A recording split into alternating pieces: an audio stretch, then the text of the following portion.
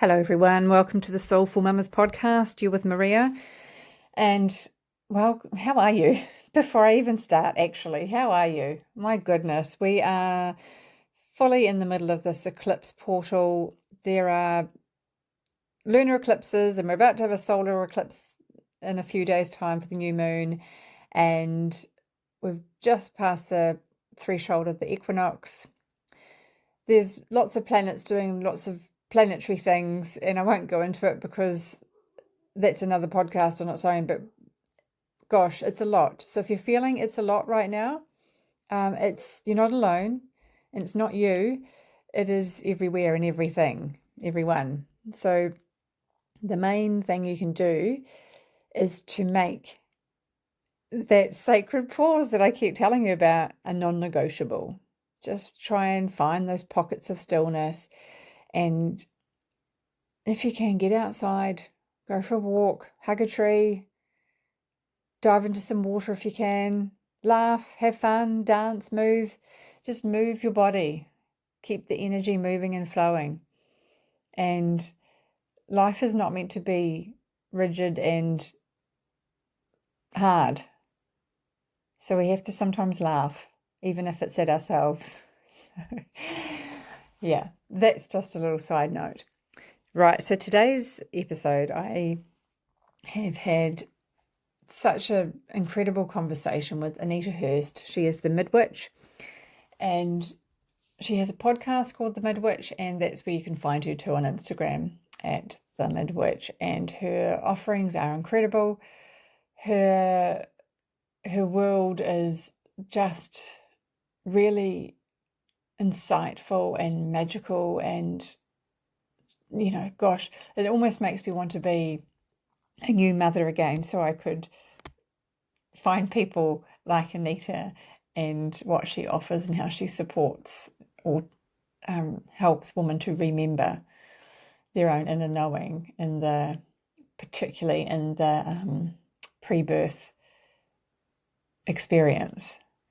She's a spiritual mentor, a ceremonialist, a woman's worker, a birth worker, a free birth mama of 2 new earth children, and an energy healer. So many, many things. But aside from that, she's just an absolutely beautiful woman, beautiful human.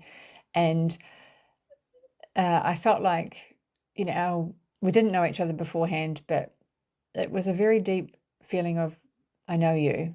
And yeah, I'm sure once upon a time, many lifetimes ago, we're probably around the cauldron somewhere.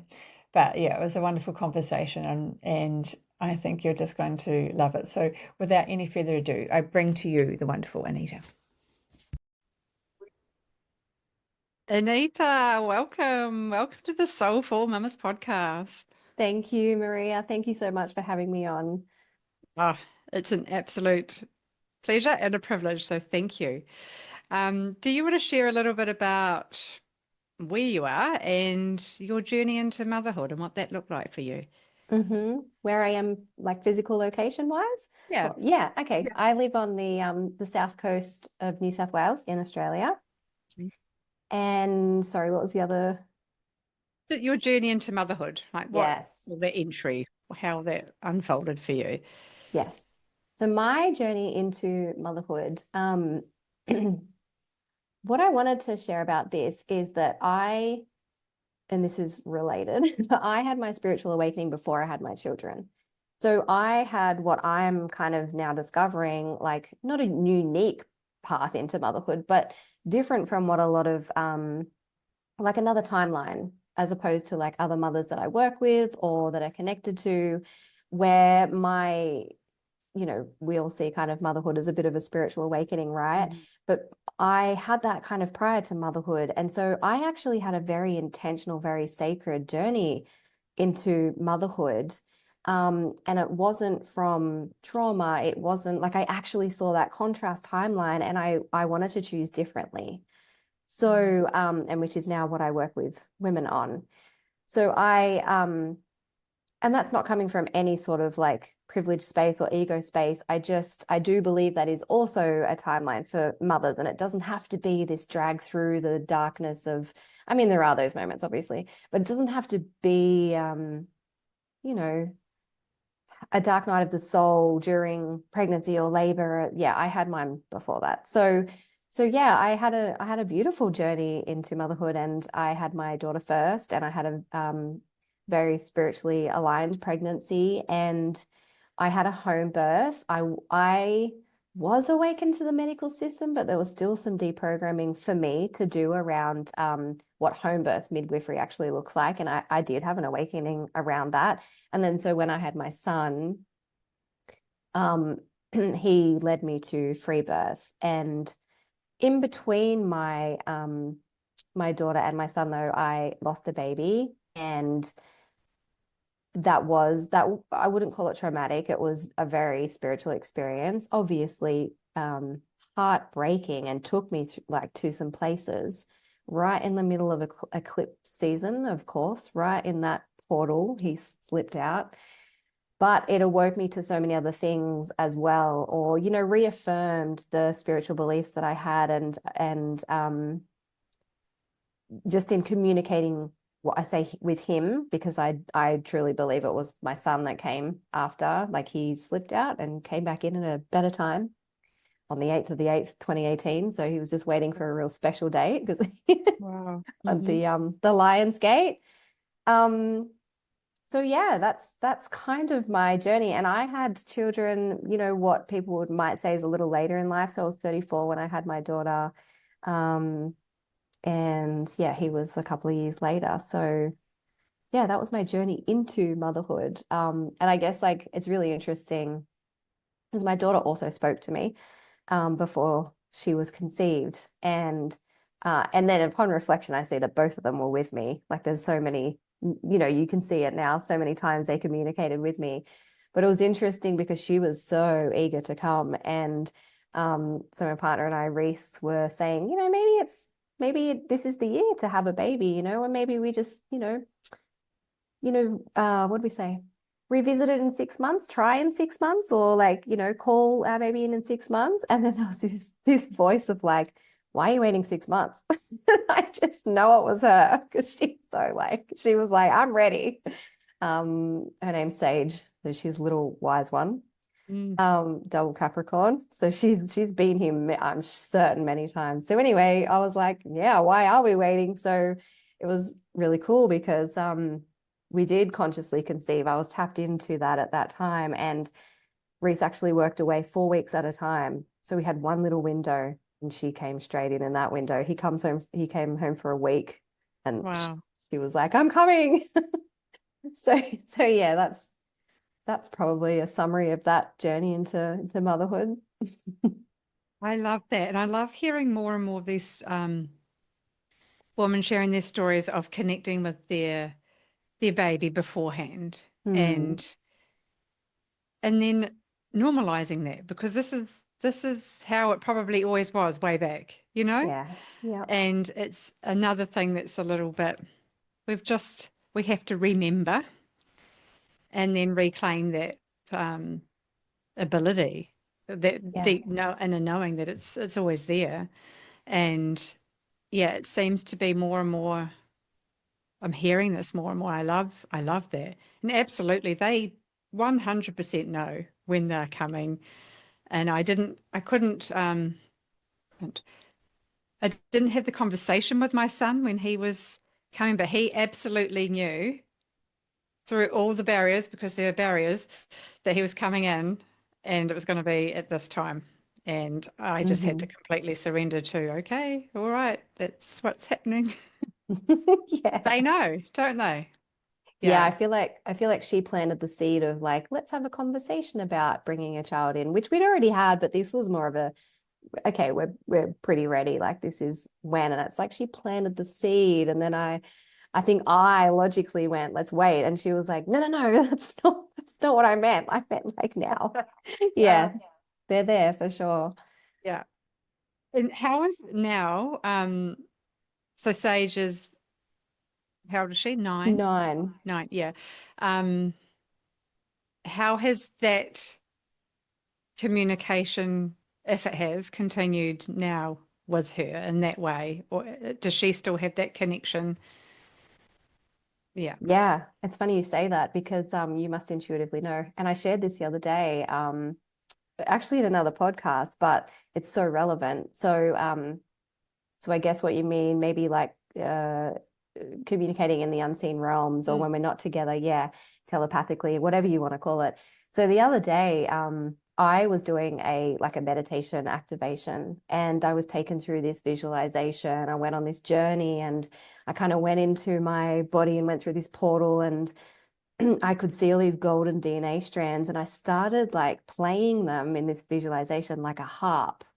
And they started, there wasn't necessarily sound, but they started vibrating at a certain frequency. And then I saw this frequency fill my body and then go out. It was incredible, like the journey I went Mm. on. But it was really like the harp part was really like I was really conscious of it. I was like, so interesting, like a harp. Anyway, later on when my daughter came home from school and I was lying next to her, and that's when the conversation started. And she said, "Oh, Mum, my friend was telling me about a harp today. What's a harp?" And I was like, and I really like that example because I mean, I don't know exactly what the message is yet, and I don't chase it. It'll come eventually. There'll be something in that. Hmm. Um, but what are the odds? And to me, that is us being on the same frequency, wave, or bandwidth, whatever it is, communicating to each other about something that maybe our consciousness isn't aware of quite yet, but the connection is there. Absolutely. Yeah. Absolutely. Yeah. 100%. And just that whole visual of you playing, like plucking the strings and getting to that vibrational resonance. And that's what she's feeling because yeah, the frequency is the same.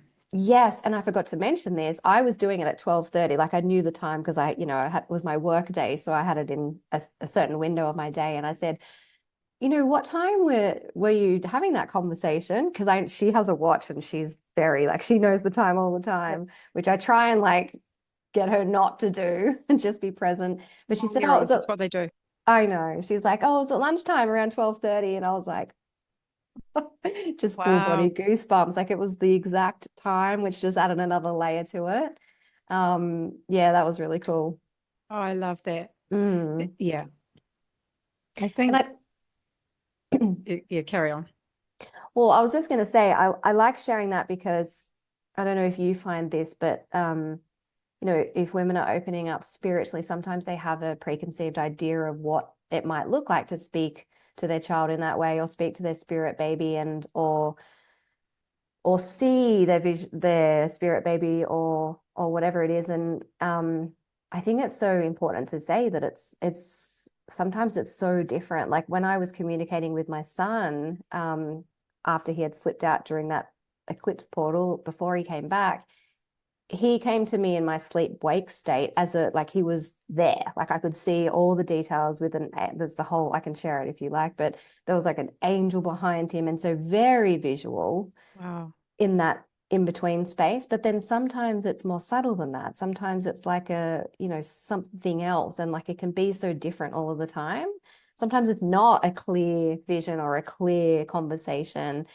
um yeah, I don't know, I think that's important because I think like when you fixate on something and you expect it to be a certain way, you miss the actual. Ah, 100%. I agree.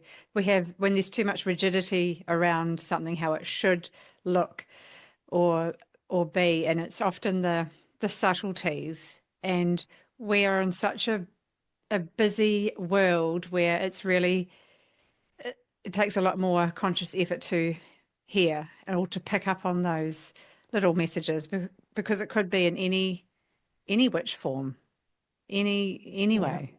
Yeah. And isn't that so the north and south node placement right now? Yeah. Like the South Node is that rigidity, Virgo. Like we need to move away from that and cleanse that and move into the feeling, intuitive, unseen Pisces in the North Node. Like it's Yeah. so true. Yeah. Yeah. Which is so powerful, just, stepping into, our own true north and what that is amplified with the energy of that Piscean intuitive energy there. It's just like, it's such a potent little Piscean party going on right now, isn't it? I'm so here for it.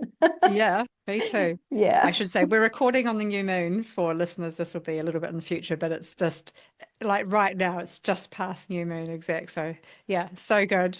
So, so I good. don't think it's any coincidence either that I have Pisces in my third house of communication and Yeah, speaking, and yeah, on the new yeah, moon, and we're having this conversation. I love yeah, that. yes, yeah, yeah. All these, nothing's by accident, you know. It's everything is, yeah, yeah. Not when And you I think, follow the energy and the truth. Yeah. yeah, and it's that surrendering and trusting and it's always that image of water I feel is, well, yeah, Piscean water as well, but it's that just being in flow and Yeah.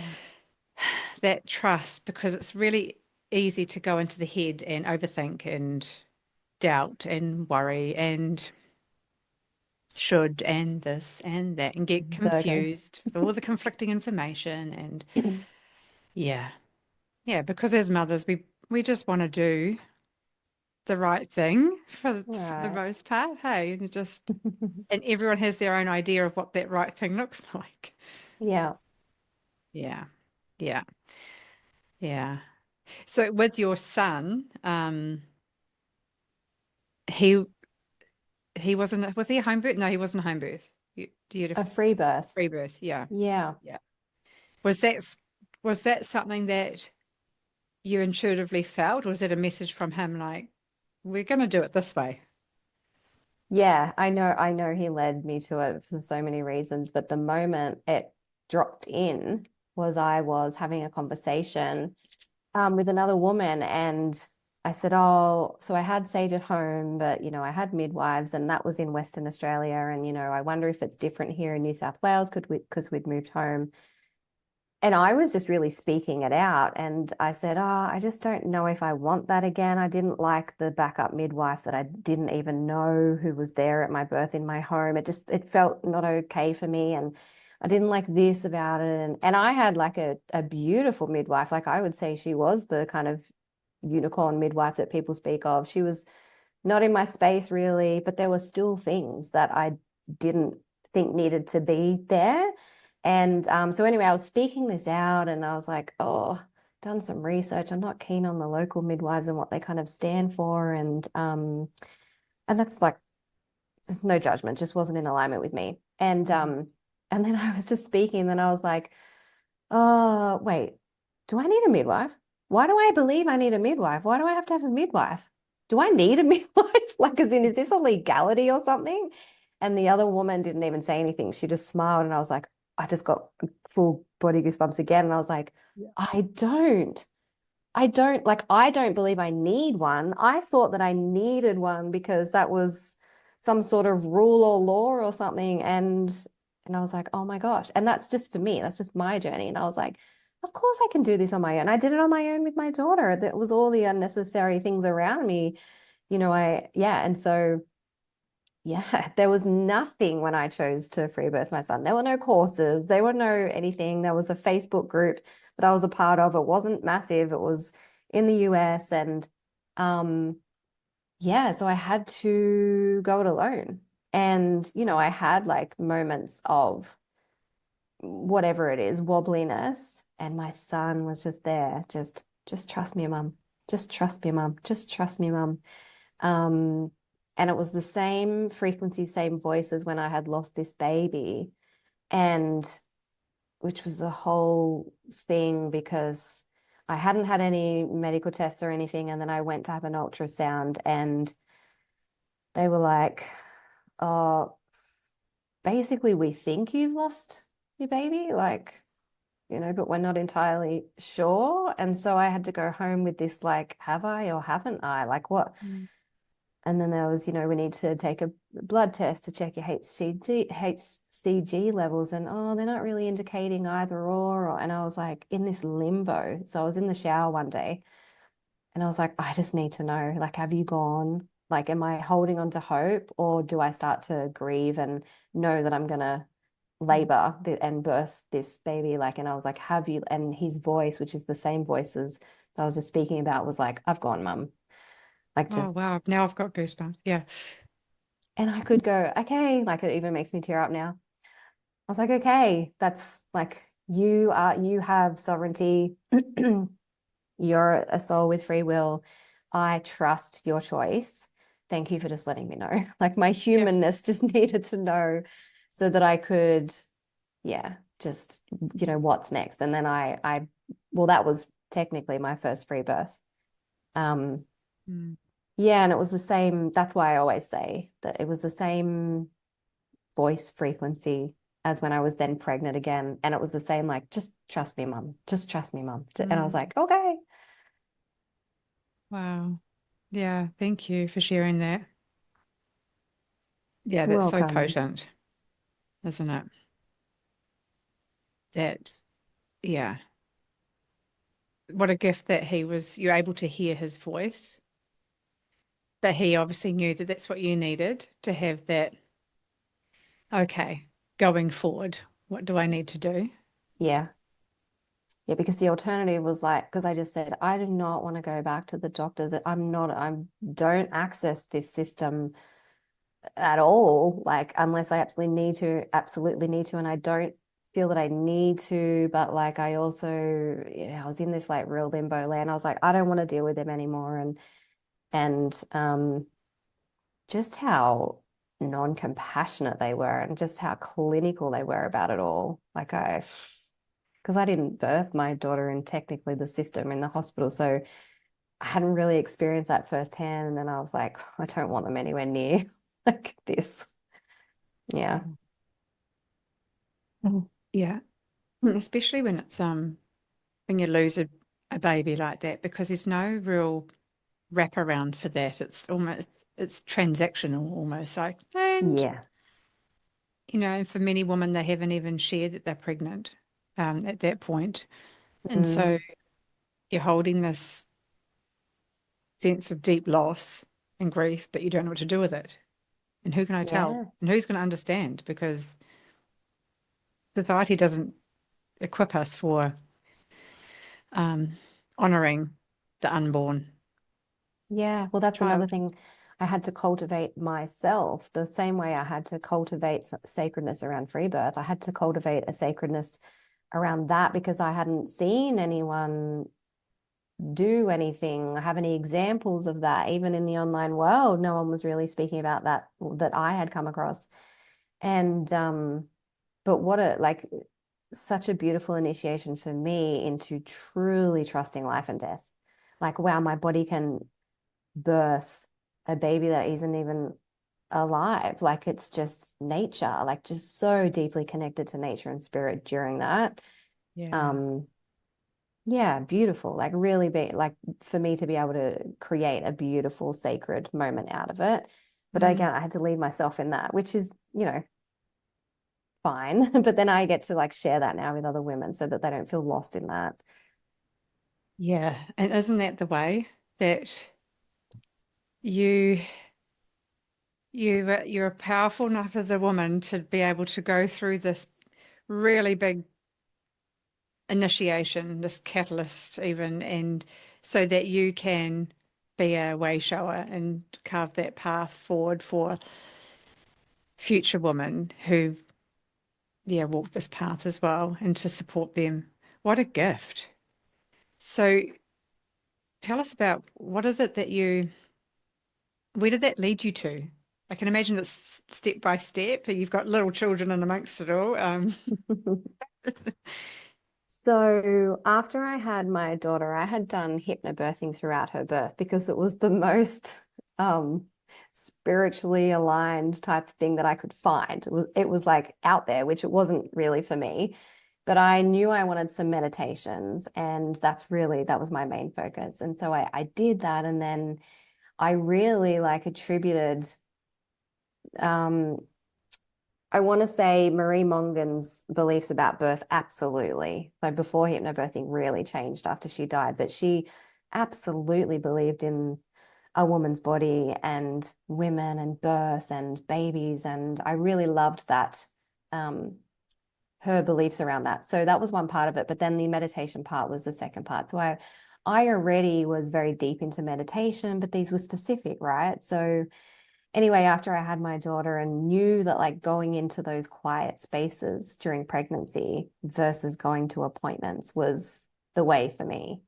So the only kind of, well, the stepping stone I took towards that was to become a hypnobirthing practitioner. I was like, because I had this like, oh, women aren't going to do it like unless I'm linked to something, or it's, like I had this sense then like it has to look kind of mainstream, not mainstream, but it has to look like whatever. I know what you mean. Yeah. Yeah, like I didn't have a reputation yet in my business besides, well, in terms of hands-on healing, I did a lot of, and a lot of women's circles and events and readings, but not in the pregnancy space. So I had this mindset of I need to take this route to just carve it out and gain some credibility and trust, and then I can branch out and do what I kind of want to do. So that's what I did. So I became a hypnobirthing practitioner. I did that a lot with a lot of women, and it was just perfect timing that after Marie Mongan passed away, and they shifted everything and made it so hospital based, and I didn't align with a lot of it then. That I was like, okay, this is my time to do like replicate what I did in my daughter's pregnancy, not hypnobirthing related, but all the other ceremonies and sacredness and things that I did with that, and then offer that to the world now that I've built a bit of a community, etc. So that's what I still do today, and I call it spiritual prenatal care. Um, and so that's like it's for any woman. It doesn't matter where she is birthing, that's her choice. But I do know that most women that do it shift within themselves their choices as they reconnect to their spirituality and their voice. And so wherever they are, they can come and they can just experience, what does it mean to have a spiritual prenatal care and to make it sacred? And um, yeah, that I find that women find their path from that Mm. anyway. And then obviously that opens up communication with their baby too. And then they get more, mum, going to bring you back to center a little bit more. Truly, what do you want? And that's kind of, it's not the intention of the program, but it's often the outcome. Yeah. So, so yeah, that's a lot of the work that I do. But I've also worked with birth workers as well and implementing that into their own business as like a methodology. Yeah, that's Uh, such a gift, that prenatal spiritual connection. I think, I mean, a lot of people won't even know that's even a thing.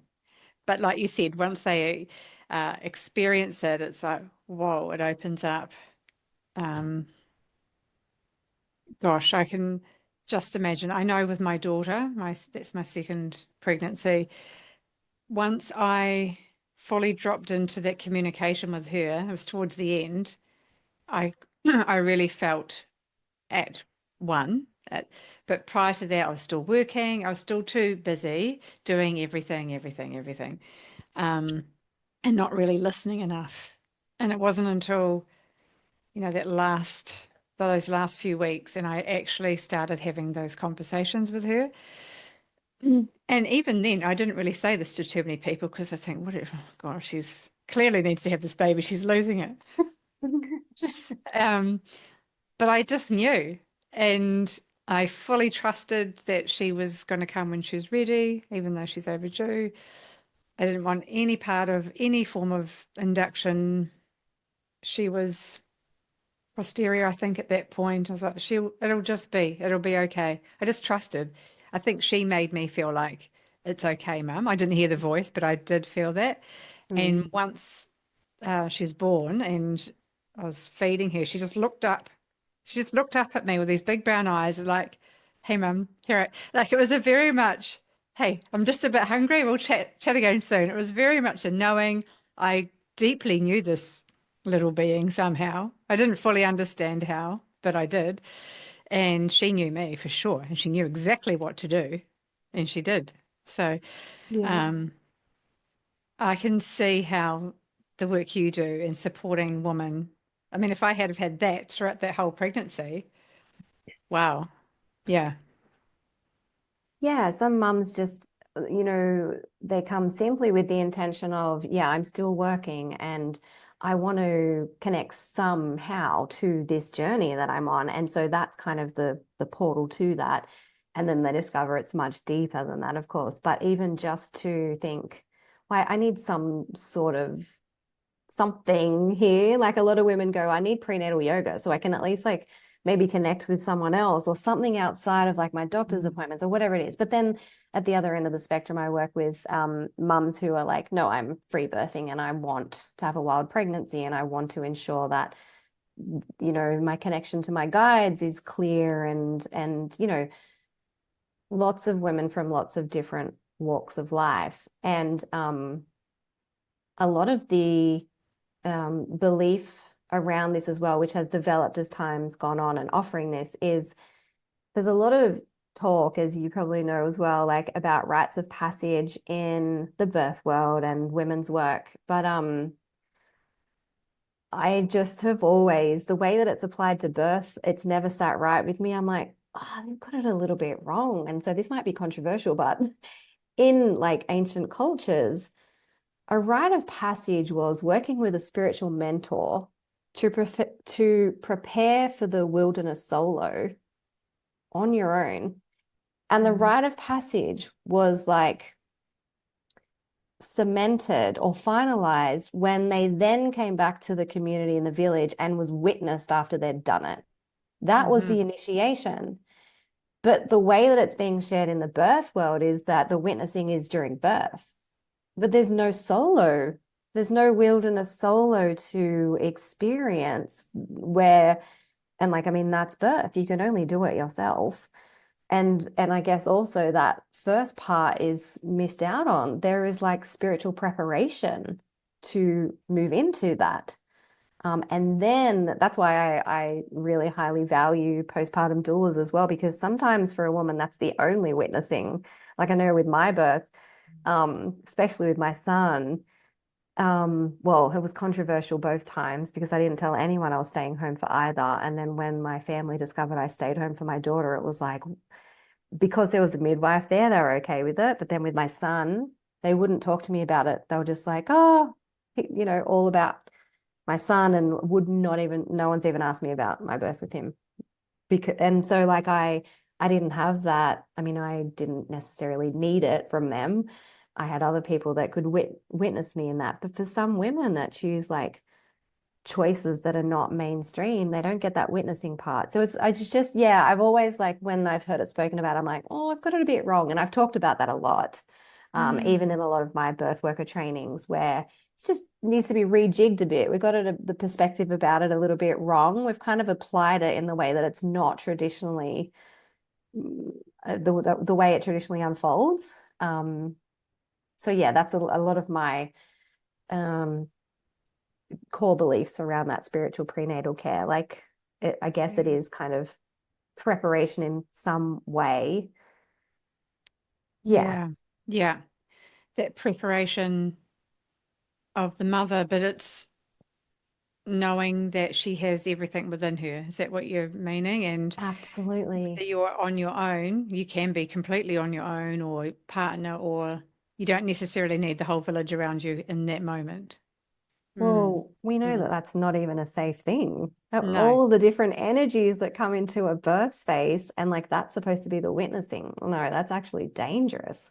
Like every Yeah. single person that brings something into that space, whether it's their own fears or beliefs or projections, like the birth space is sacred and sensitive to Mm. energies, and we have to be, you know, when we birth, our chakras are all open. Our aura is completely open to allow birth to come through us and our baby. That's real opportunity for anybody's, even if you have a beautiful relationship with your midwife, any little thing within her could be. And so I guess, you know, part of that too is like if you are having someone there, let's work on energetic boundaries and protection as well, Yeah. for that journey. Yeah, makes sense. You can see that actually, can't you, with all the different rites of passage and those different portals, if you like, even the death portal. A lot of people want to, they come into the world alone and they want to exit. They don't want that big group around them at that time either. It's interesting. They'll wait until That's so true. The partner's just gone to the toilet or gone home for a quick sleep, and then, but actually, this happens so often. It's because it's their sacred little portal of making that next step beyond the veil. So yeah, Yes, that is absolutely true, isn't it? I mean, we are a sovereign being, a sovereign spirit. Like even though connection is absolutely a part of the human experience and shapes it, so and shapes us. Mm. But yeah, we can only do it alone. We can only, leave this world alone and yeah, probably come into it the same way. Well, that's how it's supposed to be, without yeah, instruments and. yes, because it's the baby coming in. They know they're still very much in that spirit realm, and they're coming in with that informing them. And when a soul departs, they're already mainly in spirit. Their physical body is a little bit there, but that's just there's that last little bit, but they're already there. So both ends of the spectrum already home. They Mhm. already know. Yeah. Mm. Yeah, Mm, that's beautiful. People yeah. say that, don't they? I went to visit, my pop or my nan, and they were kind of already gone. People say that all the time. And it's Yeah. kind of reminds me when a baby comes in and everyone's freaking out, they're not breathing fully like a human, even though they are breathing and they're still like almost like half there, like integrating. Mm, it's huge, isn't it?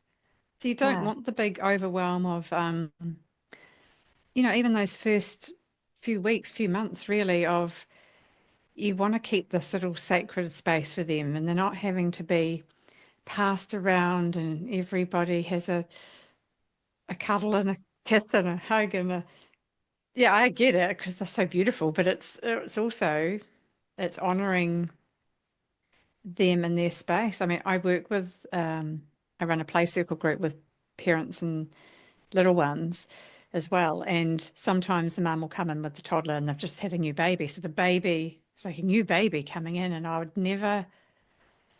Well, one, I admire them, I guess, for coming in and still living their life because the toddler still needs whatever they need. But Mm. um, it's always when they say, come and hold the baby, I always feel like, oh, this is such a honor and a privilege. And I almost feel like not wanting to say no because it's too special, too sacred, and they need to just to be with mum.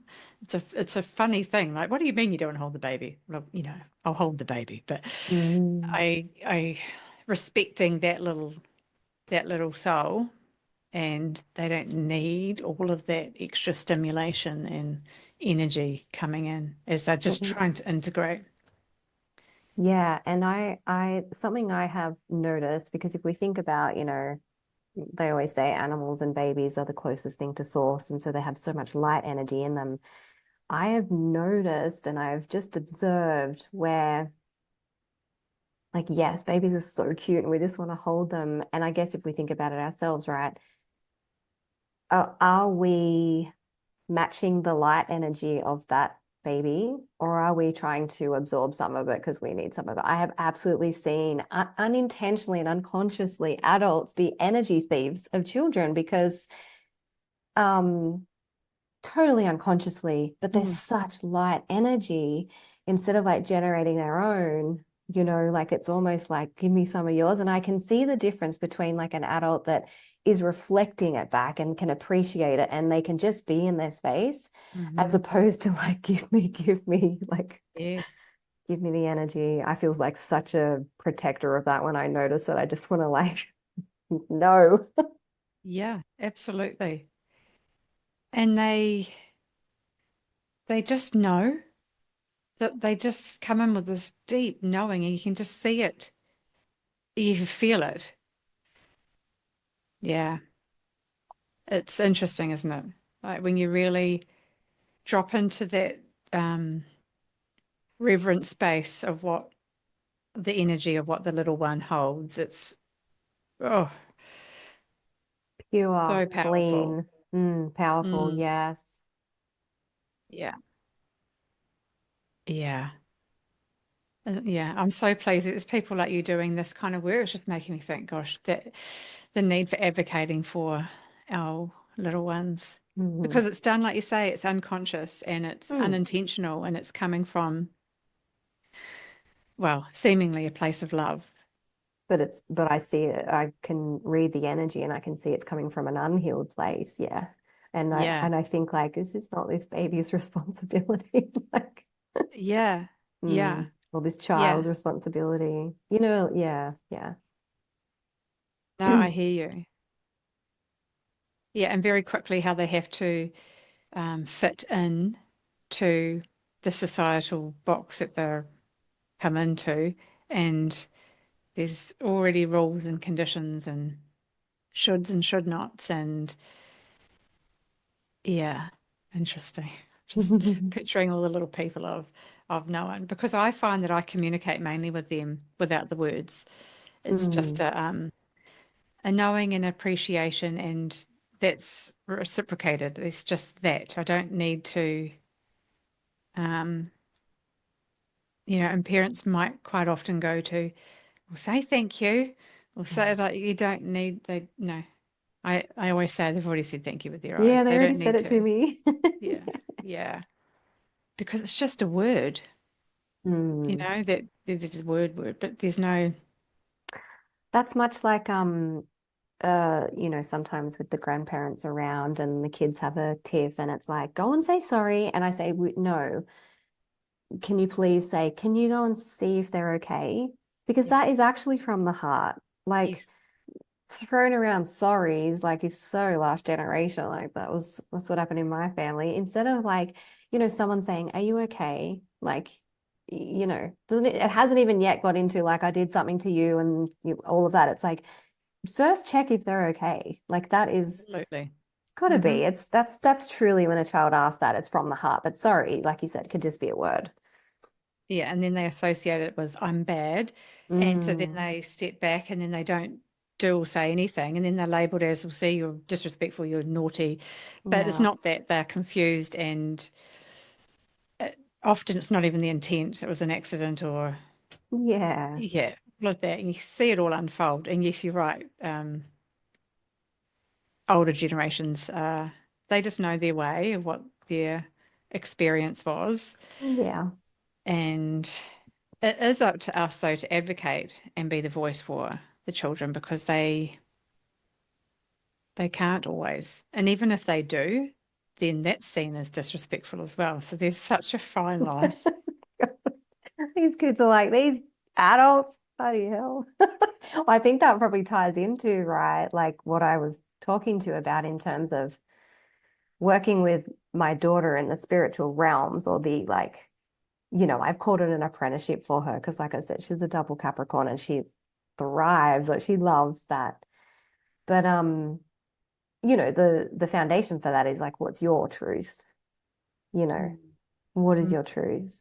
mm. Um, yeah, like even in those situations with her brother. Yeah, yeah. And I love that you're doing that now. She's 9. My daughter's 13 on Monday. And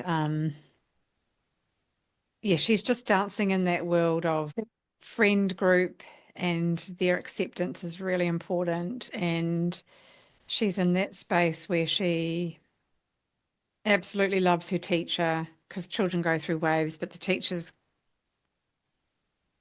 feel like I could probably be the teacher's mother. But anyway, she's quite young, so she's young and Yeah. she's fun and she can meet.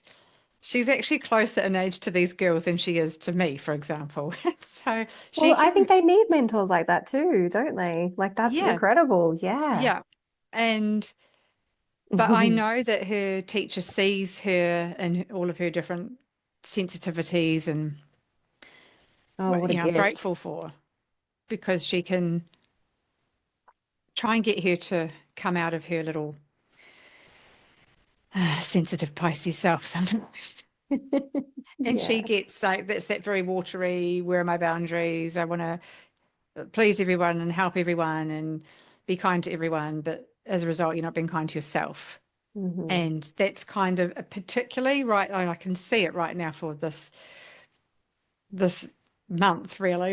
In Pisces, she's not struggling, but kind of. There's a little bit Mm. of, um, so starting these conversations younger, like with your daughter, and really getting them to step into their power a bit more in a respectful, truthful way. It becomes more easeful, graceful, soulful, all of that. Yeah. Yeah. I just remembered actually, so a lot of people talk about this spiritual shift at 7, which I understand that in terms of subconscious beliefs, and there's maybe a, a, a kind of energetic step away from the parents. But I never felt that 7 age with her. Maybe I will with my son this year, but it was 9. It was always 9. And we both agreed with that. And it's so wild because we decided this year would be the year. She's 9.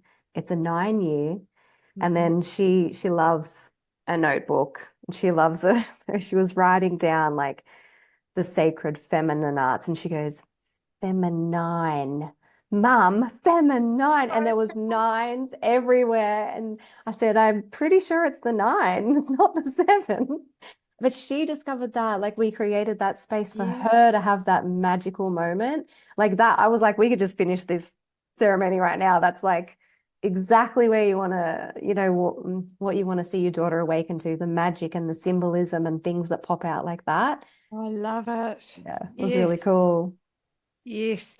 And because 9 is actually, um, because I'm a ward-off educator as well, but for 9, for us, we do see that as that it's like crossing a threshold, crossing the Rubicon, we call it. But it is a very much, it's when the veil is thinner and they can start to see the world through a different lens. And it's often without the rose-tinted glasses. And Yeah. it's when the magic does or can start to disappear because of, well, society says that there's no such thing as fairies. Of course, there's no such thing as fairies. And then you've got Yeah. my children with me, and they're like, oh, my mother still believes in fairies. It's, Yeah. um, My daughter yeah, connects with the Fae. Yep. yeah, I've always been angels, and she's like, no, it's Fae. So she didn't just go, oh, it's angels because I relate to that. She's like, no, mom, I've seen them. Like it's angels for me. yes, Yeah. yeah. And it's often at that point that when they do, if they have that capacity to see, then it starts to disappear if society is telling them, no, that's not right, or no, you're just Hmm. seeing things, and they shut it down. So it becomes really conflicting within their being of, I don't know if I like this world. It's not that fun. It's confronting, and they have to start to create or find their new boundaries. What does it even look like? And so the children that play up, so to speak, it's just them trying to reconnect and find.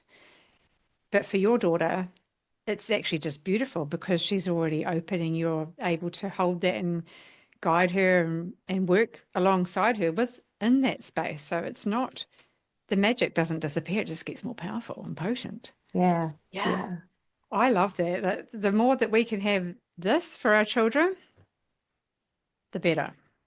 Well, especially for, yes, definitely both boys and girls. And I have always spoken to yeah, my partner about doing that with my son. Like I feel like that's something for him to do with him. But I was just thinking about with our daughters, what a precursor to birth, because birth is not scientific. Birth is magic. Like, how do we grow a baby? I mean, sure, physiologically, but there is a magic element. Hmm. How do we know when labor starts? We don't know. How do we know? We don't know. There's so, like, I always say birth really keeps herself as a mystery intentionally, so she can't be captured or, and they've tried to do it. But what a precursor of a birth to believe in magic and see things that the logical mind can't explain and to still believe in it, like planting that seed for later on, if she decides Yeah. to have children. Yes. Yeah. Imagine the world. Imagine. Yeah, Well, we can, and we can bring that into being because it's more and more we can manifest this. that's You've the been timeline I'm manifesting. on. Yeah. So you're working with this with your daughter, but is that something that you weave into your offerings as well? It's funny because I started sharing about it, and then it was okay, I want to do this. Could you show me how to do it? So I was like, okay, well, I want to walk it out further with her, which, I mean, this is not new work that I'm doing with her. Like ever since she was born, like I've gently weaved in like the moon cycles and, Yeah. oracle cards, because I think for a child, probably pre-9, oracle cards are yes, no, they're fluidy, they reconnect you to, somewhat of your inner voice, but we're working with tarot now because it is like Wow. just the archetypes. Like she already knows these archetypes that are in the world. So like here's a reflection of it. She like these kids are wiser than we Yeah. give them credit for. And so many women will say, I'm not ready for tarot. I'm like, yeah, you are. My 9-year-old's ready for tarot. She understands it. Not to Yeah. mention she's learning Roman numerals as we're doing it and the symbology. So yeah, it's super interesting. I was just sharing our journey, and there's been a lot of requests to put something together for that. So once I walk it out with her a little bit more, um, not that I not that I haven't walked it out, like I said, but I want this to be for her before it's I anything that's, understand. Yeah, yeah, completely. yeah. I understand. Yeah, I want that it to be makes her sense. portal, yeah, Yeah. first. Yeah. Yeah, for sure. 100%. That it's so beautiful. So beautiful. And she knew coming in, like this is like you already had it planned out probably beforehand. So it's Yeah, just been activated now. yeah, it was probably in our soul contract, wasn't it? It's just lined Yeah. up. Yeah. Wow. So, Anita, where can people find you? Where's the best way of exploring your world? The best way is probably on Instagram I'm at the Midwitch, or my podcast, which is also the Midwitch. Hmm. But anything I share there, like you can find any other portals through that space. So I also have a newsletter. And then yeah, all of my offerings are on there as well, all of my links. All your links. Wonderful. There's the beauty of the online world. Hey, there's always the pros and cons of all the things, but it connects people. It's connected us. So grateful for that. Yeah, and even my in-person clients. So I didn't have my books open for a little while with the spiritual prenatal care. I just made it just local for a little bit, and it was just referrals and word of mouth. But those women still found me, well, either through someone they knew personally through my on the ground work, and then have connected with me on Instagram. Yeah. So even my in-person clients and people, so when I do circles and blessing ways, like my in-person work locally, um, it'll either be through word of mouth and they'll find me there anyway. So that's kind of my Yeah. like landing place anyway. Yeah. Beautiful. Beautiful. Oh, oh gosh, I'm just mindful of your time, but otherwise we could just keep chatting. Yeah, I could too. Um, Before you go though, can you tell us what do you do to keep your soul full? To keep my soul full. So for me, it is always a combination of nature and spirit. So I need to work with the elements to help me cleanse and fill up with that beautiful Mother Earth energy. And then the other side of it is ceremony. Like I'm really big on ritual and ceremony, self Mhm. ceremony. And I think anyone that offers that as like a service or anything has to be doing it themselves to fill their own soul up, like you said.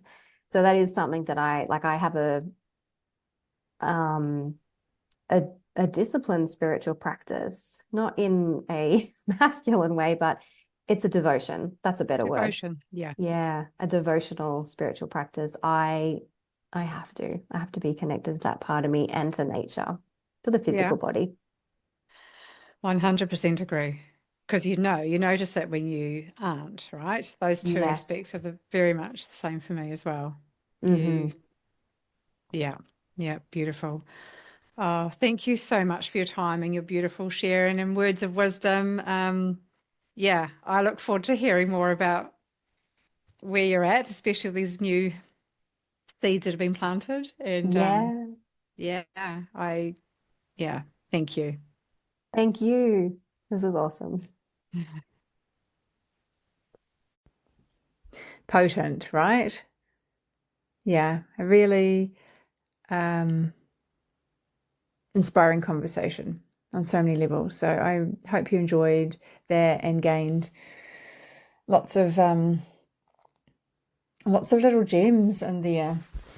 So there are many, and I'll just share one that just stands out for me. One of the things that Anita shared when she said, "Birth keeps herself as a mystery intentionally, so she can't be captured." And everything about that I love. So I will leave you with that little pearl. Grateful for you, Anita, and what you're doing and how you show up in the world. It is inspiring for sure. And grateful for you, the listeners, for I never take for granted your listening ears and heart and presence. Obviously without you, the podcast doesn't carry on. So please do, subscribe, share, keep the conversations going with your friends and groups so that we can expand not just this community, but into all communities, as mothers, as women, reweaving that village. So, you know where to find me, Maria at parentingwithsoul.com or Parenting with Soul. Any questions, fire them my way. And remember, Anita at the Midwitch Instagram and the Midwitch podcast, which is fabulous. So go and check her out. Okay, have a soul-filling week, everyone, and I'll see you again soon.